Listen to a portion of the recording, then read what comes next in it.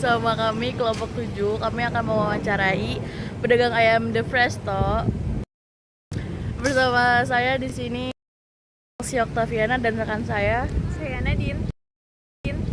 Saya Farah ini. Oke, stay tune ya guys untuk wawancaranya. Sebelum kita masuk, kita harus tahu nih apa itu tingkah laku produsen.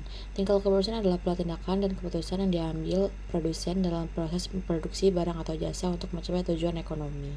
Beberapa di antaranya adalah: Maaf mengganggu waktunya. Kami sedang mengerjakan tugas kuliah tentang perilaku produsen, khususnya bagaimana proses produksi di lapangan. Apakah Bapak berkenan menjawab beberapa pertanyaan dari kami? Boleh. Oke, pertama-tama bolehkah kami tahu dengan siapa kami berbicara dan usaha apa yang Bapak jalankan? Nama saya Tony Prastio, saya owner dari Ayam The Presto.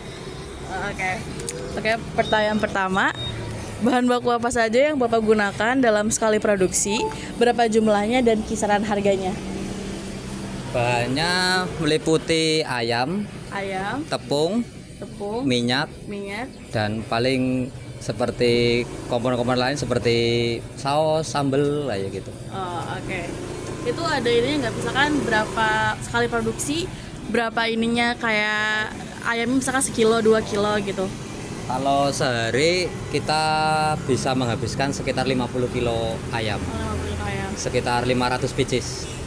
Dengan harga? Dengan harga satu potongnya 8.000 dan 7.000.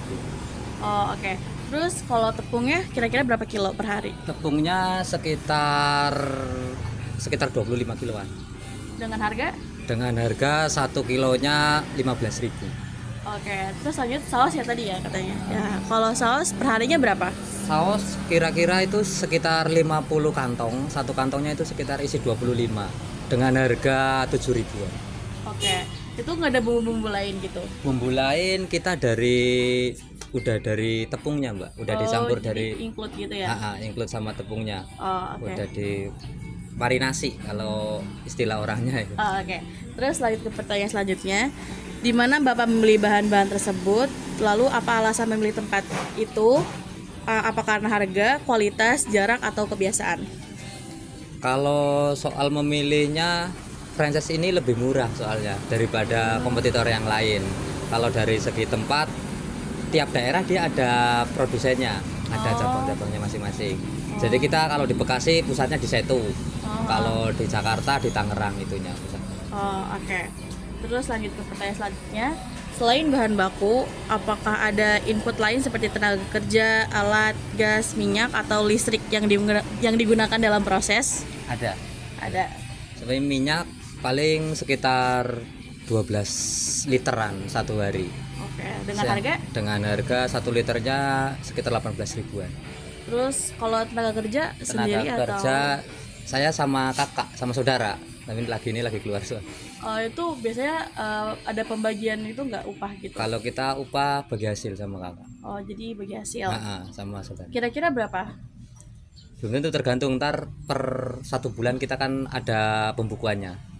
Per bulan kita ada pembukuannya, kita ada 60-40% dari keluar. 60-40%. Iya. Jadi dibagi 60-40 atau 60-40.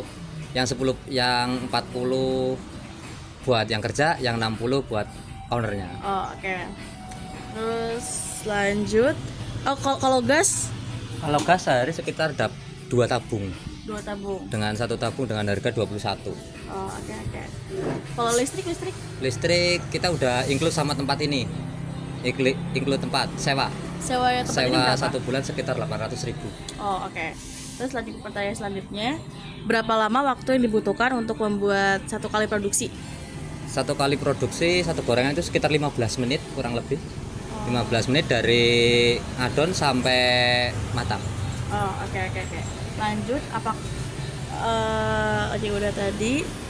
Terus apakah ada kendala dalam proses produksi, misalnya kayak bahan-bahan sulit dicari, terus alatnya rusak, cuaca, atau permintaan naik turun? Kalau soal harga sama, nggak pernah ada kenaikan atau penurunan. Soalnya kita dari pusatnya franchise. Kalau dari kesulitan, mungkin cuaca juga nggak ada sih. Oke, berarti nggak ada ya.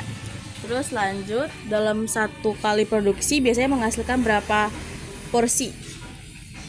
Sekali produksi 20 porsi. Kalau dalam satu hari 50 kilo itu sekitar 500 porsi. Oke. Terus lanjut, apakah hasil produksi selalu konsisten atau kadang berubah-ubah? Kita selalu konsisten segitu.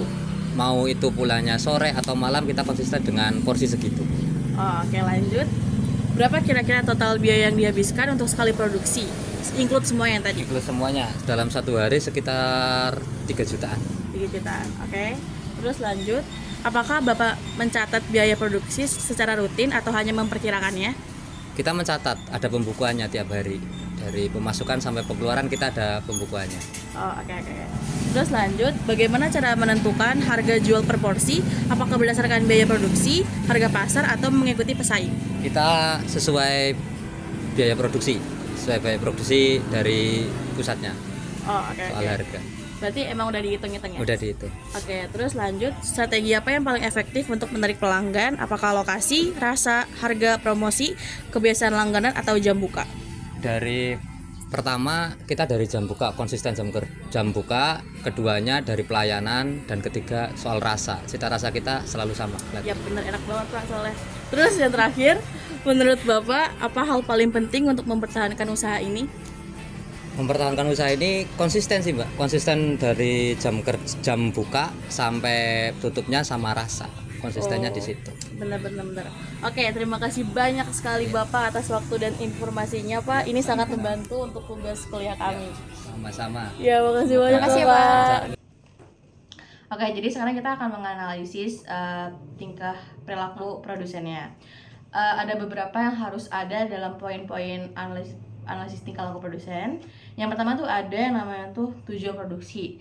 Pasti banget tujuan produksi orang kalau misalkan pengen menjual, yang pertama kan ingin mengeluarkan modal yang rendah atau minimal dan ingin mendapatkan laba yang maksimal atau lebih banyak dibanding pengeluaran gitu kan. Terus yang kedua tuh ada faktor produksi atau input. Nah, biaya inputnya tuh pertama tuh ada bahan baku. Bahan bakunya tuh ada 3.306.000, lalu ada overhead 590.000, tenaga kerja 800.000, lalu di total semua tuh 4.696.000. Tetapi kita untuk menghitung jumlah output per harinya tuh tidak menggunakan tenaga kerja. Kenapa? Karena nanti tuh tenaga kerja tuh kayak diambil menggunakan bagi hasil. Jadi kita total biaya produksi itu 3.896.000, lalu dibagi 500 porsi mendapatkan biaya per unit paket 8.000. Lalu harga jual atau marginnya kita ambil 33,33%, yaitu menjadikannya 12.000 per porsi atau paket gitu. 7.000. Lalu kualitas dan Ketersediaan bahan baku yang stabil dan kualitas input yang baik menjamin kelancaran produksi, memenuhi permintaan konsumen, serta menjaga cita rasa dan kepuasan pelanggan, sehingga Defresto mampu mempertahankan daya saing dan keberlanjutan usahanya. Setelah itu ada output, hasil produksinya. Nah, untuk barang output yang dihasilkannya itu ada ayam dan nasi. Nah, untuk harga outputnya, itu yang dijual oleh Defresto yaitu seharga 8.000 untuk ayam dan untuk nasinya seharga 4.000 per pieces. Untuk penjualan kira-kira itu sekitar 500 potong ayam dan 500 nasi untuk perharinya. Karena harganya yang terjangkau, adanya permintaan yang lumayan banyak. Untuk inovasinya terletak pada bumbunya. Bumbunya itu sudah include dari pusatnya, yang didapatkan dari pusat karena bumbunya sudah dapat, memungkinkan gerai beroperasi dengan sangat cepat dan minim kesalahan. Untuk faktor eksternalnya itu persaingan pasar. Untuk persaingan mungkin adanya merek atau brand lain seperti Sabana, Decelup, dan lain-lain. Banyak merek lain yang membuat persaingan sangat kuat. Dan untuk brand atau produk yang melakukan penjualan secara online itu juga termasuk ke dalam faktor eksternal. Karena Defresto hanya menjual dengan cara offline tanpa melakukan online. Ya, jadi tuh bisa aja dijual online, tapi tuh yang kita wawancarai hanya menjual offline gitu. Terus lanjut.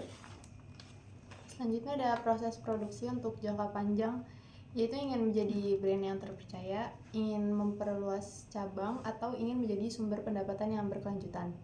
Selanjutnya itu ada keputusan strategis untuk penetapan harga dibandingkan dengan brand atau produk lain, dan harga harus menguntungkan tapi tetap bisa bersaing sesuai dengan kondisi pasar. Terus ada riset pasar, yaitu mengumpulkan informasi tentang kebutuhan mereka, perilaku pasar, dan kondisi persaingan. Yang terakhir ada pemasaran, aktivitas untuk memperkenalkan produk ke masyarakat mulai dari promosi melalui sosial media atau secara langsung dengan membagikan brosur. Oke. Sekian analisis perilaku produsen dari kelompok kami. Kurang lebihnya mohon maaf. Wassalamualaikum warahmatullahi wabarakatuh.